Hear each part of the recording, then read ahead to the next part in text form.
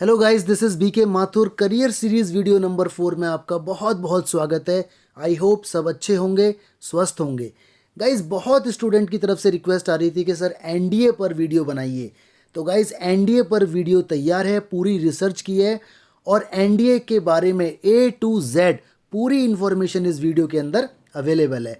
I am sure आप ये video देखेंगे, आपको कोई भी डाउट नहीं रहेगा। जी गाइस, तो एनडीए में क्या क्या रैंक होती हैं, क्या क्या पोस्टिंग होती हैं, क्या क्या डेजिग्नेशन होते हैं और क्या स्टाइपेंड आपको मिलता है, क्या सैलरी मिलती है, कितनी रैंक पर और क्या क्या ऑप्शंस हैं, सारी इन्फॉर्मेशन आपको इसके अंदर मिलेगी। तो गाइज, जो भी एनडीए में इंटरेस्टेड है, आप उसके साथ मेरी इस वीडियो का लिंक शेयर करें। आइए स्टार्ट करते हैं एनडीए। गाइस, सबसे पहले एनडीए की फुल फॉर्म होती है national defence academy. Okay, national defence academy. Guys, आजकल एनडीए का नाम बदल दिया गया है। एनडीए के नाम का एग्जाम आजकल होता है एनडीए एनए के नाम से। तो एनडीए एनए की फुल फॉर्म होती है national defence academy, that is NDA. और एनए का मतलब होता है नवल एकेडमी। एक्चुअली कोई डिफरेंस नहीं है, डिफरेंस सिर्फ विंग का है कि आप किस कोर्स में जाते हैं। आगे देखिए, मैं आपको पूरा इसके बारे में बताता हूँ। देखिए गाइस, अगर आप एनडीए का ऑप्शन लेते हैं तो एनडीए करने के बाद आप जा सकते हैं एयरफोर्स में, नवल एकेडमी में, इंडियन मिलिट्री एकेडमी में। राइट, आपके पास 3 विंग्स में जाने के ऑप्शन होते हैं आफ्टर डूइंग एनडीए। लेकिन अगर आप एनए का ऑप्शन लेते हैं तो आप केवल इंडियन नेवी में वर्क कर सकते हैं।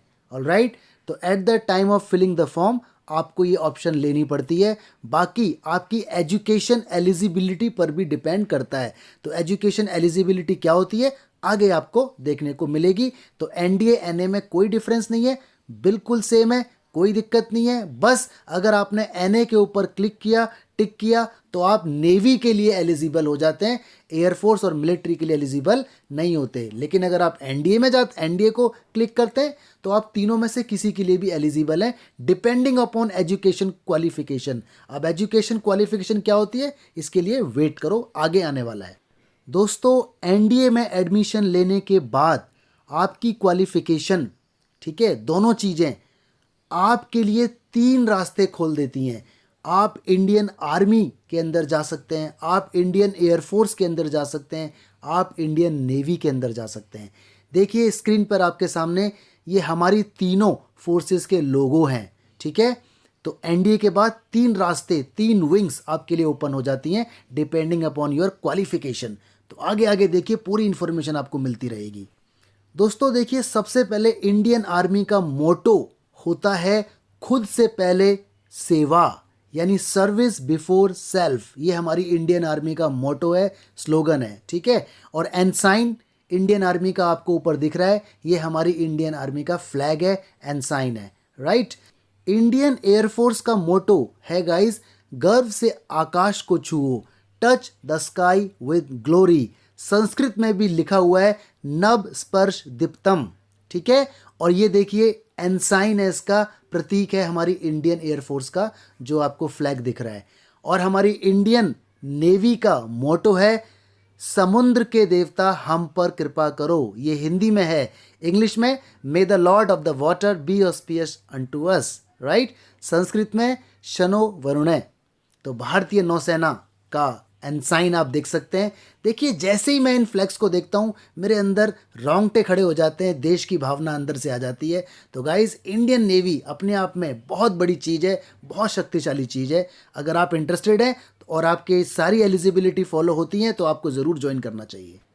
गाइस, बात आती है सर एनडीए का एग्ज़ाम कौन कंडक्ट कराता है। एनडीए का exam UPSC, union public service commission conduct कराता है। बिल्कुल सही सुना, यूपीएससी एनडीए का एग्ज़ाम कंडक्ट कराता है। गाइस, यूपीएससी एनडीए का exam 2 times in a year conduct करता है, एक अप्रैल में और एक सितंबर में। ठीक है, डेट के लिए आप इसकी वेबसाइट पर जा सकते हैं। तो अप्रैल और सितंबर में एनडीए एनए 1 और एनडीए एनए 2 एग्जाम कंडक्ट होते हैं। गाइस, सिलेक्शन प्रोसीजर इसका आपकी स्क्रीन पर आ चुका है। एग्जामिनेशन मिनिमम कट ऑफ आपको लाना है। अगर आप एंट्रेंस एग्जाम में पास हुए, फिर आपको इंटरव्यू के लिए जाना पड़ेगा एसएसबी, जो 5 डेज का होता है। गाइस, एसएसबी के अंदर आपका इंटेलिजेंस टेस्ट होगा, पर्सनैलिटी टेस्ट होगा, मेडिकल टेस्ट होगा, साइकोलॉजिकल टेस्ट होगा। अगर आप पायलट बनना चाहते हैं, पायलट के लिए आपने टिक किया है, तो आपका PABT बोला तो पायलट एप्टीट्यूड टेस्ट होगा कंप्यूटराइज पायलट सिलेक्शन सिस्टम पर, CPSS पर। तो ये सारे के सारे SSB के अंदर होते हैं, लेकिन आपको पहले मिनिमम कट ऑफ पास करना होगा NDA के एग्ज़ाम में, NDA के रिटर्न टेस्ट में, तब जाके आप SSB के लिए क्वालिफाई हो पाएंगे।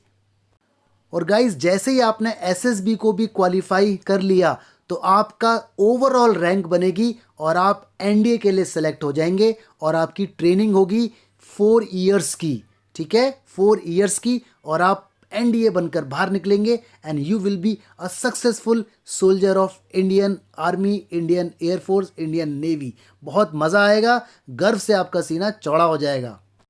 देखिए गाइस, जब भी आप NDA पास करके निकलते हैं तो आपको सबसे पहली जॉब मिलती है लेफ्टिनेंट की, और ये ऑन कमीशन होती है। गाइस देखिए, यहाँ पर दो चीज़ें, एक NDA ऑफिसर और एक CDS ऑफिसर, दोनों में फ़र्क समझ लीजिए। NDA ऑफिसर 10th + 2 यानी 12th क्लास करने के बाद बनता है, और CDS ऑफिसर ग्रेजुएशन के बाद बनता है। CDS की फुल फॉर्म होती है कंबाइंड डिफेंस सर्विसेज। जो लोग BTech, BSc, MTech, ठीक है, BE, इनके बाद भी हमारी डिफेंस सर्विसेज में जाने के ऑप्शन है, तो उस कोर्स को बोलते हैं CDS, ठीक है। तो गाइज, NDA पास करने के बाद आपको जो डेजिग्नेशन मिलेगा वो होगा लेफ्टिनेंट। ये आपकी रैंक होगी, आपको लेफ्टिनेंट की पोस्ट पर सीधा पोस्टिंग मिलेगी, लेफ्टिनेंट, ओके। और लेफ्टिनेंट के बाद आपको जो पोजीशन मिलेगी, रैंक मिलेगी, वो होगी कैप्टन की। तो कैप्टन की पोजीशन पर, कैप्टन की रैंक पर आपको 2 साल तक काम करना पड़ेगा, उसके बाद आप प्रमोशन के लिए एलिजिबल हो जाएंगे। कैप्टन के बाद जो आपको रैंक मिलेगी वो होगी मेजर की। मेजर की रैंक पर आपको 6 साल काम करना पड़ेगा, 6 ईयर, उसके बाद आपको प्रमोशन मिलेगी और आप बन जाएंगे लेफ्टिनेंट कर्नल, ठीक है, लेफ्टिनेंट कर्नल। लेफ्टिनेंट कर्नल की रैंक पर आपको मिनिमम 13 साल काम करना पड़ेगा और आपको रैंक प्रमोट होने का चांस मिलेगा और आप बन जाएंगे कर्नल। इस पोजीशन पर, इस रैंक पर आपको 15 साल काम करना होगा, 15 ईयर, और आप बन जाएंगे कर्नल वंस अगेन। इसमें टाइम स्केल, कुछ सैलरी, कुछ रैंक, कुछ सीनियर जूनियर का फर्क होता है, राइट। 26 ईयर कर्नल की पोजीशन पर काम करने के बाद ये सारी की सारी पोजीशन, ठीक है, टाइम पीरियड पर डिपेंड करती हैं, आप बनते हैं सीधा ब्रिगेडियर। और गाइस, ब्रिगेडियर का कोई टाइम पीरियड नहीं होता, इसके बाद सिलेक्शन का चक्कर स्टार्ट हो जाता है, सीनियर और जूनियर का चक्कर स्टार्ट हो जाता है। तो देखिए, लेफ्टिनेंट से लेकर आप कहाँ तक पहुँच सकते हैं, जनरल पोजीशन तक पहुँच सकते हैं, ठीक है। तो मैंने NDA और CDS दोनों के बारे में बताया है, लेकिन ध्यान रखें NDA 10th + 2 के बाद एंट्री लेता है और CDS आफ्टर ग्रेजुएशन एंट्री लेता है। देखिए, आपकी स्क्रीन पर आ गया NDA और CDS में डिफरेंस। एजुकेशन क्वालिफिकेशन NDA की 10th + 2 है, CDS की कोई भी डिग्री है। लेकिन अगेन यहाँ पर बात आती है, अगर आपने BA में किया है तो आप एयरफोर्स और नेवी में नहीं जा सकते, ठीक है। तो ये स्क्रीन पर आप देखिए इन्फॉर्मेशन। देखिए गाइस, स्क्रीन पर आ गई आपकी सैलरी, कितना अमाउंट मिलता है हमारे NDA ऑफिसर्स को। देखिए, वैसे तो जो भी NDA में जाना चाहता है उसके दिमाग में कभी भी सैलरी नहीं आती। आई एम श्योर, इतना तो श्योर है कि अगर कोई बंदा NDA के बारे में सोच रहा है तो वो कभी भी सैलरी के बारे में नहीं सोचता, वो हमेशा प्राइड के बारे में सोचता है, देश के बारे में सोचता है। लेकिन फिर भी देखिए सैलरी क्या होती है, जान लीजिए। देखिए, यहाँ पर सारा खेल होता है ग्रेड का, पे स्केल का। तो मैं आपको मोटे मोटे तौर पे बताता हूँ कि इन हैंड सैलरी क्या आती है, ठीक है। नंबर 1, नंबर 2, सैलरी तो है ही, साथ में पक्स भी होते हैं, अदर फैसिलिटीज़ भी होती हैं, तो उनके बारे में मैं बात नहीं कर रहा हूँ, मैं सिर्फ मोटा मोटा आपको सैलरी बताता हूँ।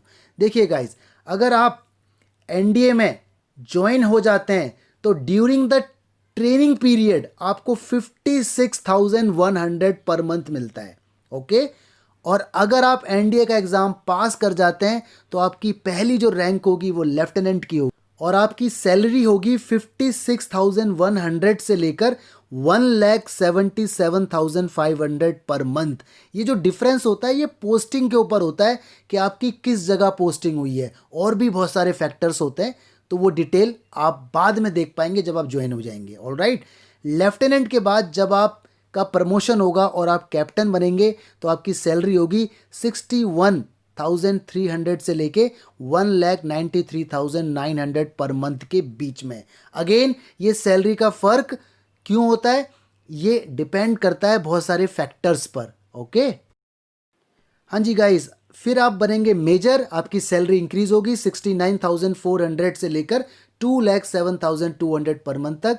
लेफ्टिनेंट कर्नल की सैलरी आप देख सकते हैं, कर्नल की सैलरी देख सकते हैं, ब्रिगेडियर की सैलरी भी आप देख सकते हैं। ठीक है, तो ये तो सिर्फ सैलरी है, बाकी पर्क्स तो बहुत होते हैं। ठीक है, अगेन मैं यहाँ फिर बोल रहा हूँ कि जो एनडीए में जाता है वो कभी सैलरी के बारे में नहीं सोचता है, लेकिन फिर भी सैलरी तो मोटी है दोस्त, लेकिन हमारी देशभक्ति उससे भी ऊंची है। We respect our all army, all air force, all navy.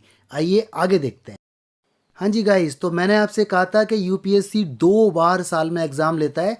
पहले एग्ज़ाम का नाम होता है एनडीए NA-1। तो 2020 में, अभी तो खैर exam due to lockdown postponed हो गए हैं, लेकिन फिर भी जनरल इन्फॉर्मेशन आप मेरे से ले लो। नेशनल डिफेंस एकेडमी जो एनडीए है उसमें 370 वैकेंसीज़ हैं, जिसमें से 208 आर्मी के लिए है, 42 नेवी के लिए है और 120 एयरफोर्स के लिए है। ठीक है, नेवल एकेडमी की अलग से 50 वैकेंसीज हैं, टोटल 418 वैकेंसीज हैं।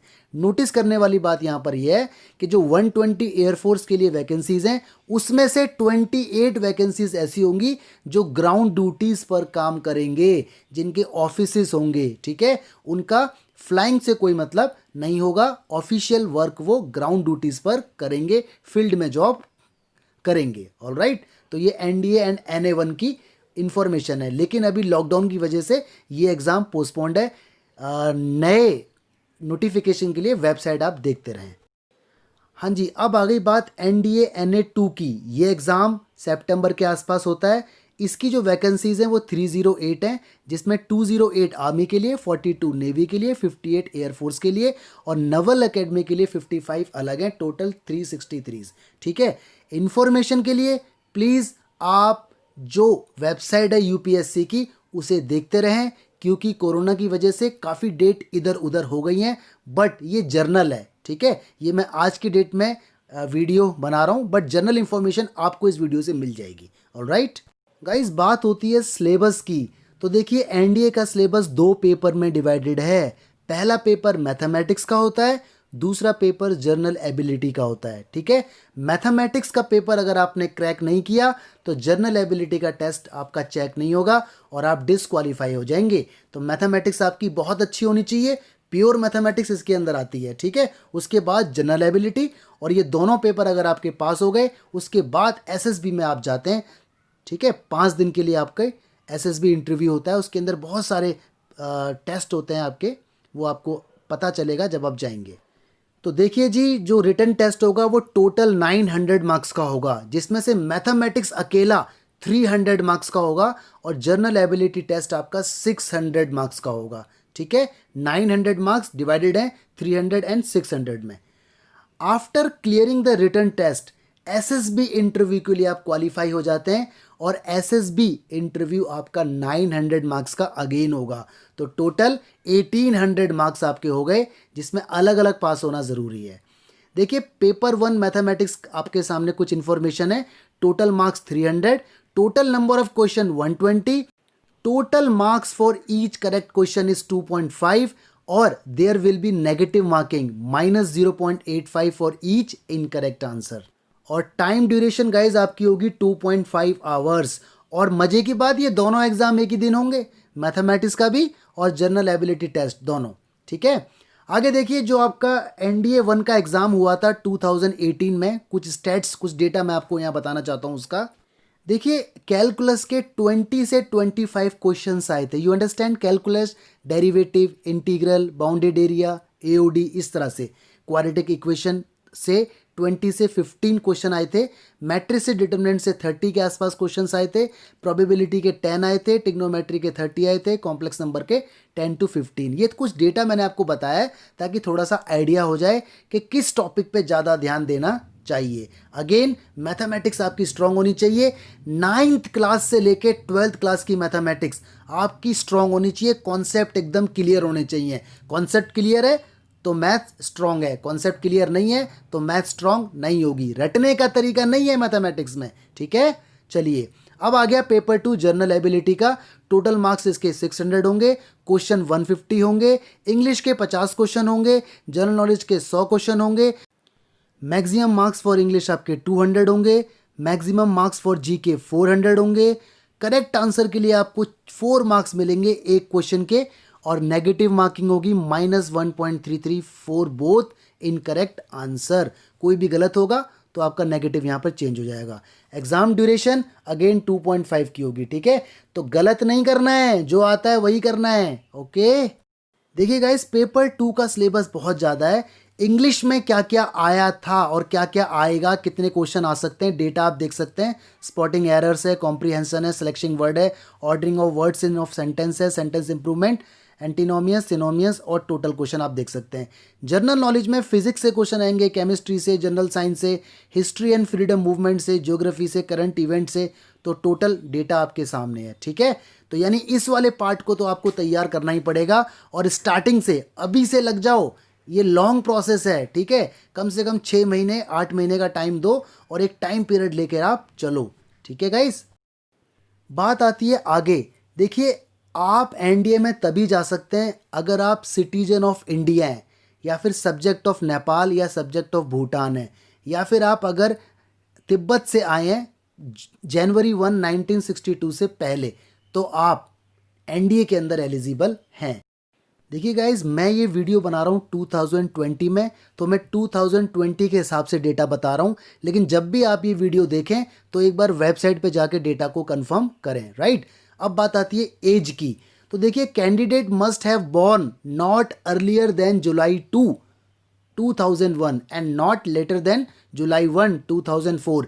अगेन ये डेटा 2020 एनडीए के लिए है। अगर आप 2021 में जाएंगे, 2022 में जाएंगे, तो हर साल आपको ये डेटा देखना पड़ेगा वेबसाइट पे जाके, ऑलराइट।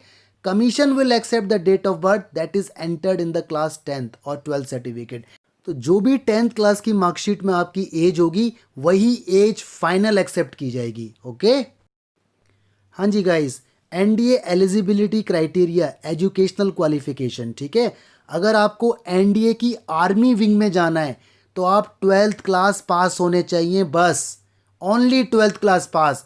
परसेंटेज नहीं चाहिए, 12th क्लास पास हो जाओ, आर्ट्स से, कॉमर्स से, ह्यूमैनिटी से, किसी से भी, नो प्रॉब्लम, ठीक है। बहुत अच्छी खबर है कि परसेंटेज नहीं मांगी। तो आर्मी के लिए 12th पास, ओके। लेकिन अगर आपको एयरफोर्स विंग में जाना है या नेवी विंग में जाना है तो आप 12th पास तो होने ही चाहिए, लेकिन फिजिक्स और मैथमेटिक्स आपके पास होना चाहिए। मतलब कोई बच्चा जिसके पास ह्यूमैनिटी है, जिसने 12th क्लास में फिजिक्स और मैथमेटिक्स नहीं पढ़ा, वो एनडीए में जा तो सकता है, लेकिन केवल आर्मी विंग में। एयरफोर्स और नेवी विंग में वो नहीं जा सकता। तो एयरफोर्स और नेवी में वही जाएगा जिसके पास 12th में फिजिक्स और मैथमेटिक्स होगी। अगेन परसेंटेज नहीं है, खुशी की बात है, परसेंटेज नहीं है। पास हो जाओ और एनडीए में चले जाओ, लेकिन एंट्रेंस क्लियर करने के बाद। दूसरी बात, अगर आप 12th क्लास में अपीयर्ड हो, आपने 12th का एग्जाम अभी दिया है, तो भी आप एनडीए के लिए एलिजिबल हो। आप एनडीए का फॉर्म भर सकते हो, अपीयरिंग कैंडिडेट।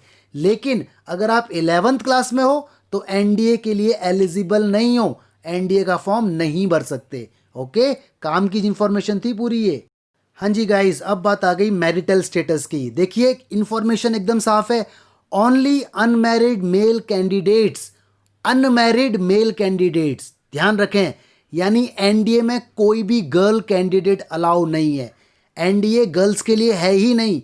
गर्ल्स को अगर आर्मी में, नेवी में या एयरफोर्स में जाना है तो उसका तरीका अलग है, आगे मैं आपको बताऊंगा। लेकिन एनडीए में एंट्री नहीं है, ठीक है। तो only boys can enter in the NDA, number 1। Number 2, unmarried होने चाहिए। नंबर 3, अगर उनका एनडीए में एडमिशन हो गया है और वो शादी करना चाहते हैं तो भी अलाउ नहीं है। मतलब should undertake not to marry until they complete their training. ठीक है, अगर किसी ने धोखे से while doing the training of NDA marriage की तो उसे पनिशमेंट दी जाएगी, उसे डिस्चार्ज कर दिया जाएगा और जितना भी खर्चा उसके ऊपर गवर्नमेंट ने किया है वो सारा ले लिया जाएगा।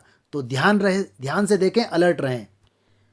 गाइज, अगर women in Indian defence services में जाना चाहती हैं तो women in Indian defence service can serve only for short service commission. Short service commission के थ्रू वो डिफेंस सर्विसेज में एंटर कर सकती हैं, ऑलराइट, लेकिन एनडीए में नहीं कर सकती। गाइस, बात आती है यहाँ फिजिकल स्टैंडर्ड की। तो मिनिमम जो हाइट होगी एनडीए में जाने के लिए वो 157 सेंटीमीटर होगी। ठीक है, और एयरफोर्स के लिए 162.5 सेंटीमीटर हाइट चाहिए। लेकिन यहाँ पर एक पंगा है, कहीं कहीं किसी किसी की हाइट 157 नहीं होती, 152 सेंटीमीटर होती है, उसको भी एनडीए में अलाउ कर दिया जाता है। बट इसके लिए एक कंडीशन है, देखो नीचे लिखा हुआ है, certain exception are applicable for candidate based on the region from where they belong. जैसे गोरखा है या कोई पहाड़ी एरिया है, वहाँ लोगों की हाइट बढ़ती नहीं है, तो वहाँ नेचुरल कैलेमिटीज़ हैं, नेचुरल ही ऐसा है कि वहाँ हाइट बढ़ती नहीं है, तो वहाँ के लोगों के लिए हाइट में छूट दी जाती है। अदरवाइज नॉर्मल हाइट 157 मिनिमम होनी चाहिए, लेकिन depending upon geographical location height कम से कम 152 से स्टार्ट हो जाती है। ठीक है, तो देखिए आपके सामने एक चार्ट आया हुआ है। अगर आपकी एज 16 से 17 साल है तो आपकी हाइट 152 है, तो आपका वेट 42.5 होना चाहिए।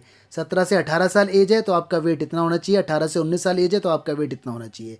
ठीक है, तो हाइट और वेट का कॉम्बिनेशन यहाँ पर लिखा हुआ है, आप पूरे चार्ट में देख सकते हैं और अकॉर्डिंगली अपने आप को फिजिकली तैयार कर सकते हैं, क्योंकि वेट तो घटाया बढ़ाया भी जा सकता है। ठीक है, तो देखते रहें इस पूरी इन्फॉर्मेशन को। गाइज देखिए, नेवी के लिए हाइट और वेट का कॉम्बिनेशन आपकी स्क्रीन पर है, तो ये भी आप देख लें और जो भी आपका टारगेट है या जिस एलिजिबिलिटी के अंदर आप फिट होते हैं अकॉर्डिंगली आप तैयार करें। ठीक है, कि आपकी एजुकेशन क्वालिफिकेशन क्या है। जैसे मैंने बताया कि नेवी में अगर आपको जाना है, एयरफोर्स में जाना है, तो मैथ्स और फिजिक्स 12th क्लास में होना चाहिए, अदरवाइज आप एंटर नहीं कर सकते। हाँ जी गाइज, अगर कोई कैंडिडेट पायलट बनना चाहता है एनडीए के अंदर तो भी उसके लिए मिनिमम रिक्वायरमेंट ज़रा देख लीजिए। उसकी लेग लेंथ 99 सेंटीमीटर और मैक्सिमम 120 सेंटीमीटर के बीच होनी चाहिए। उसकी थाई लेंथ मैक्सिमम 64 सेंटीमीटर होनी चाहिए। सिटिंग हाइट उसकी मिनिमम 81.50 सेंटीमीटर और मैक्सिमम 96 सेंटीमीटर होनी चाहिए। तो ये पायलट बनने के लिए कुछ specific physical condition, physical standards हैं।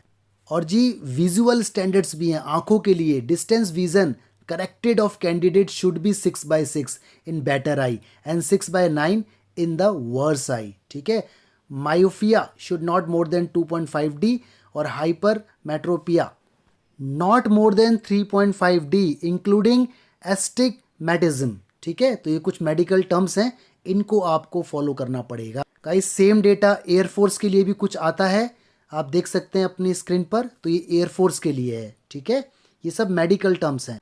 हाँ जी गाइस, देखिए जो नीचे बीमारियां लिखी हैं कैंडिडेट्स को ये नहीं होनी चाहिए।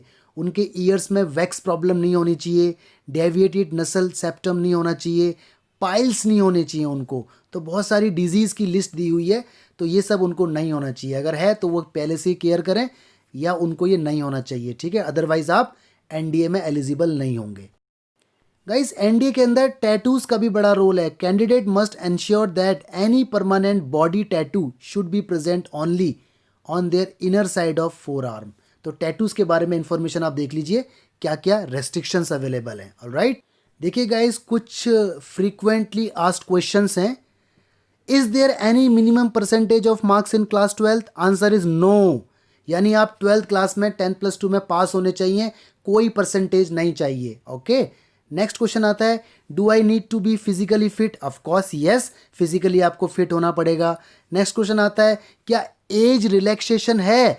तो यस, ठीक है, एज रिलैक्सेशन है according to government rule, government policy. ठीक है, तो आई होप आपको एनडीए के बारे में जो मैंने इन्फॉर्मेशन दी है A to Z आपको क्लियर हुआ होगा।